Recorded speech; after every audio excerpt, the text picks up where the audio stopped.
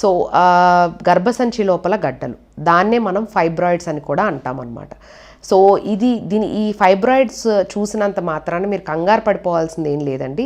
ఇది most of the times ఏంటి అంటే బినైన్, అంటే 99% కూడాను ఇది బినైన్ కండిషనే ఉంటుంది. అంటే మ్యాలిగ్నెంట్ వేరు, బినైన్ వేరు. సో క్యాన్సర్గా ఇది కన్వర్ట్ అవ్వటం కానీ, క్యాన్సర్ అవ్వటం కానీ చాలా రేర్గా, అరుదుగా జరుగుతూ ఉంటుందన్నమాట. అంటే దానికి లెస్ దెన్ 1% అని మనం అనుకోవచ్చు. సో ఈ ఫైబ్రాయిడ్స్ అంటే ఏంటి? సో గర్భసంచి లోపల 3 పొరలు అనేది ఉంటాయన్నమాట. సో ఫర్ ఎగ్జాంపుల్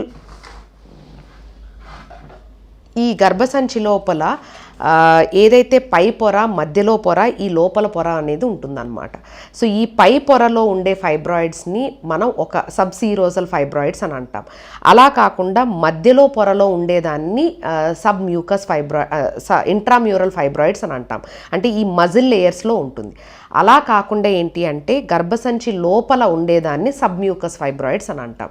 సో ఇందులో ఏంటి అంటే ఫైబ్రాయిడ్స్ ఉండే పొజిషన్స్ బట్టి వాళ్ళకి సిమ్టమ్స్ ఆడవాళ్ళలో సిమ్టమ్స్ అనేవి ఉంటాయన్నమాట. సో దీనికి ముఖ్యమైన కారణాలు ఏమై ఉండొచ్చు అని అంటే దానికి పెద్దగా అంటే చాలా థియరీస్ అనేవి దీనికి ఇది అయి ఉండొచ్చు, అదే అయి ఉండొచ్చు అని చాలా థియరీస్ అనేది ఇచ్చారు. కానీ పర్టిక్యులర్గా ఇది ఈ రీజన్ వలన ఫైబ్రాయిడ్స్ వస్తాయి అని మాత్రం ఎవరూ కనుక్కోలేదు ఇప్పటిదాకా. సో యూజువల్గా ఏంటి అంటే ఈ ఫైబ్రాయిడ్స్ అనేది వాటి ఉండే పొజిషన్ బట్టి వాటి సిమ్టమ్స్ అనేది ఉంటాయన్నమాట. ముఖ్యంగా ఏంటి అంటే పై పొరలో గనక ఫైబ్రాయిడ్స్ గనక ఉన్నట్టయితే అవి ముఖ్యంగా ప్రెషర్ సిమ్టమ్స్ అనేవి కాజ్ చేస్తాయి. ప్రెషర్ సిమ్టమ్స్ అంటే ఏంటి అంటే బ్యాక్ పెయిన్, లేదంటే అంటే గర్భసంచి ఎదరగా ఉన్న అంటే మూత్రం సంచి మీద పడటం వలన incomplete evacuation of the bladder, లేదంటే రిపీటెడ్ యూరినరీ ట్రాక్ట్ ఇన్ఫెక్షన్స్, లేదంటే యూరినరీ రిటెన్షన్, లేదంటే వెనక భాగంలో పడటం వలన కాన్స్టిపేషన్, ఇలాంటి సిమ్టమ్స్తో వాళ్ళు ప్రెజెంట్ అవుతారు.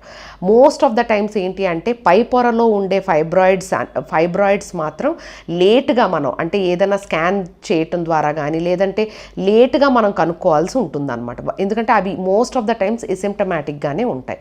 రెండోది ఏంటి అంటే ఇంట్రామ్యూరల్ ఫైబ్రాయిడ్స్ కానీ సబ్మ్యూకస్ ఫైబ్రాయిడ్స్ కానీ మోస్ట్ కామన్గా ఇవి ఎక్కువగా సిమ్టమ్స్ అనేవి కాజ్ చేస్తాయి అన్నమాట. సో ఈ రెండు పొజిషన్లో ఉండటం వలన ఏంటి అంటే కొన్నిసార్లు డిస్మెనూరియా అంటే పెయిన్ఫుల్ పీరియడ్స్, లేదంటే చాలా హెవీ బ్లీడింగ్, లేదు అంటే ఇంకా అబార్షన్స్, అంటే చాలా ఇబ్బంది పడటము, ఇలాంటి కామన్ సిమ్టమ్స్తో వాళ్ళు ప్రెజెంట్ అవుతారు.